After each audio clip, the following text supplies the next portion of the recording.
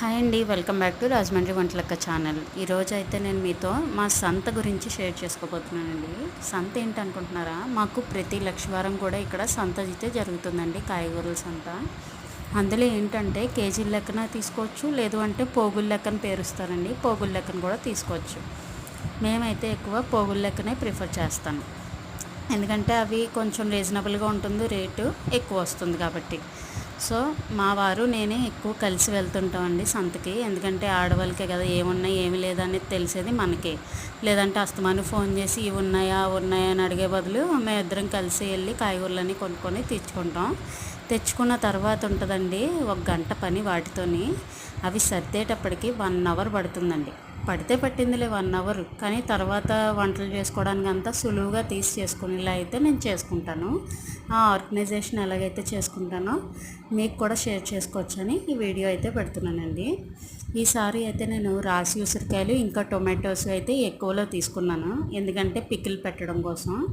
మా వారికి మధ్యాహ్నంలోకి పికిల్స్ నంచుకోవడం అంటే చాలా ఇష్టం, అందుకోసమని రాసి ఉసిరికాయలు ఇంకా టొమాటో పికిల్ అయితే చేశాను. అవి అయితే షార్ట్స్లో పెట్టాను మీకు.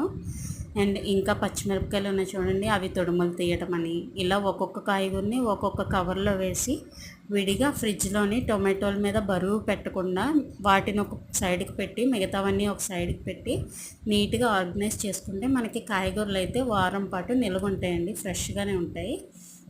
ఇంకోండి చూసారా, ఈ విధంగా ఆనియన్స్ అయితే నేను బయటే పెడతానండి. ఆనియన్స్ అండ్ పొటాటోస్ అయితే బయట ఉంచుతాను, ఫ్రిడ్జ్లో కాదు. అండ్ నెక్స్ట్ వచ్చేసి అరటికాయలు ఇలా కవర్లో వేసి ఫ్రిడ్జ్లోనే పెడతాను, ఎందుకంటే వండడానికి టైం పడుతుంది కాబట్టి. నెక్స్ట్ బెండకాయలు, ఇంకా చుక్కకూర అయితే తీసుకున్నాండి. చుక్కకూర అయితే ఒలిచేసి ఇలాగ పేపర్లో చుట్టేసి ఒక కవర్లో పెట్టుకున్నాను. అండ్ టొమాటోస్ అయితే అలాగే పెట్టేస్తాను. ఇంకా కరివేపాకు బాక్స్లో కూడా వేసుకోవచ్చు, నా దగ్గర బాక్స్ లేదు కాబట్టి ఇలా ఉంచుకున్నాను. నెక్స్ట్ పచ్చిమిర్చి తొడుములు తీసి పెట్టేసుకున్నాను అండి. క్యారెట్స్ ఒక కవర్లో వేసుకున్నాను. నేను చిక్కుడుకాయలేమో ఇలా బాక్స్లో పెట్టేసి ఎయిర్ టైట్ కంటైనర్లో ఫ్రిడ్జ్లో పెట్టేస్తాను.